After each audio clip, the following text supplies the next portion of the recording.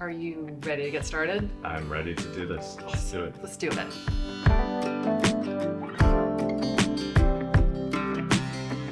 Hi, I'm Julie Biel. I'm a chief market strategist, portfolio manager, and a senior research analyst, and I've been at the firm since 2013.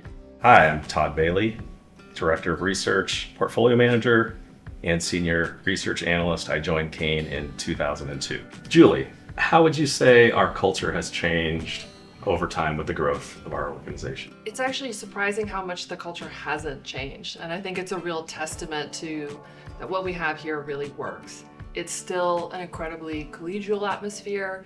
I feel really comfortable coming and talking to people. There's a real ability to talk to people and ask them what they think. What would you say our firm does differently than other firms as you speak with other investors? There's a lot of things, but I think that the point that I think of the most is that we really have a discipline in our investment process whereby if a business is not our type of business, it does not matter how cheap it gets, it's not our type of business.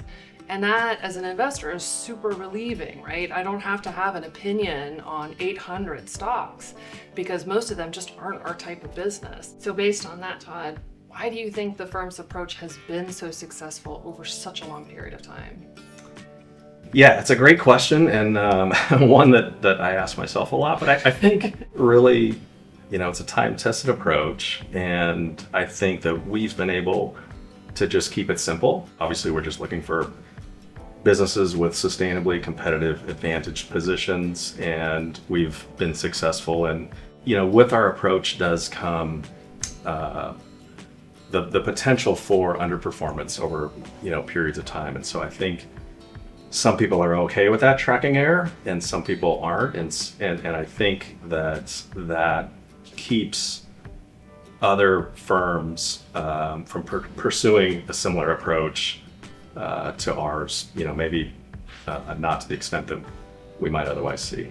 As you've transitioned over time from analyst to portfolio manager, what would you say you would observe to be the keys in our investment success? So I think when I joined the firm, I was really impressed with our track record over time, and I made this assumption that we had just hired extremely brilliant people and I had tricked them and gotten this job. And I think what I have actually realized is we actually have a humility in our process and how we approach things in saying we can't predict the future, we can't predict the macro, we just focus on trying to find exceptional businesses. And I think it's this humility and this willingness to stick to our convictions and know and be honest about what we don't know that enables us to have the kind of temperament to stick with all of our businesses through a cycle. I think with that, I would say when I was an analyst, a tiny baby analyst, covering all of these industries, I think my biggest challenge was just trying to figure out how we think and what it is about our process that's so special. When I meet with people, I say, there's nothing special about me. What's special about our firm is our process.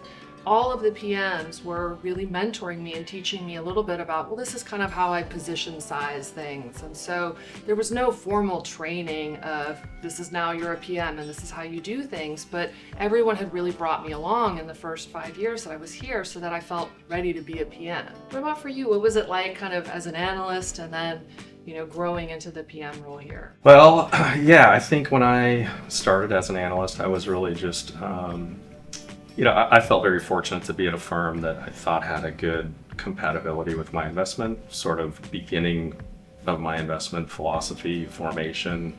So I was just trying to add value however I could. I was, obviously pretty naive and hadn't seen and observed a lot of situations and investment scenarios that we've come across over time. So in the last 10 years, we've seen this evolution of technology into our field of research on investments with all these data feeds, like daily credit card data.